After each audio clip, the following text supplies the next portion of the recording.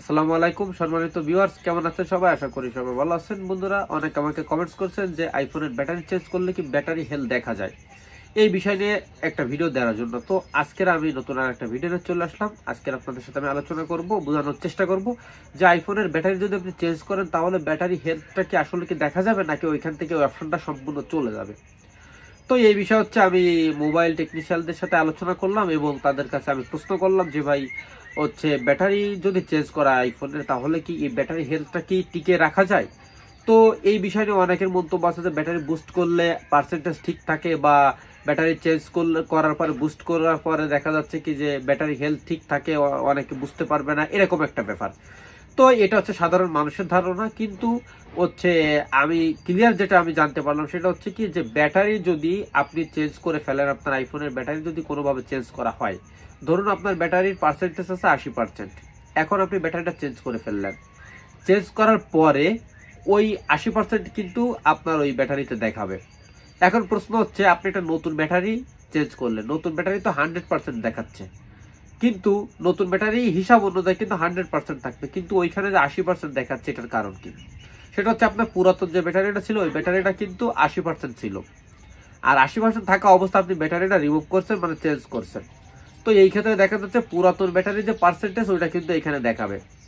এখন প্রশ্ন হচ্ছে যে নতুন একটা ব্যাটারি যখন আমি চেঞ্জ করলাম ব্যাটারি হেলথ টিকে রাখার জন্য, বা ব্যাটারিটা আমার ভালো যাচ্ছে না তাই নতুন করে নতুন ব্যাটারি আমি ঢুকালাম, তো এই ক্ষেত্রে ওইখানে 80% কেন দেখাবে, ওইখানে 100% কেন দেখাবে না? 100% দেখানোর কি কোনো ওয়ে আছে, কোনো সিস্টেম আছে? তো এইখানে আমি আপনাদের বলি যে আইফোনের যে হচ্ছে মডেল নাম্বার দিয়ে, সিরিয়াল নাম্বার দিয়ে চেক করা যায় যে কোনো কিছু হচ্ছে এই ফোনের থেকে কোনো কিছু চেঞ্জ করা হয়েছে কিনা। তো এই ক্ষেত্রে যখন আপনি এটা চেক করবেন তখন কিন্তু ওইখান থেকে আপনি দেখবেন কি যে 80% আপনার পুরাতন ব্যাটারির হেলথ ছিল, ঠিক আছে, আর নতুন যেটা আপনি চেঞ্জ করছেন ওইটা কিন্তু অনলাইনে দেখাবে, কিন্তু আপনার সরাসরি মোবাইলে কিন্তু ফিজিক্যালি কিন্তু দেখাবে না। এখন ওইটা অনলাইনে দেখাচ্ছে 100% আর এখানে দেখাচ্ছে হচ্ছে 80%, তাহলে কি ওইখানে 80%-এর জায়গায় 100% করা যাবে?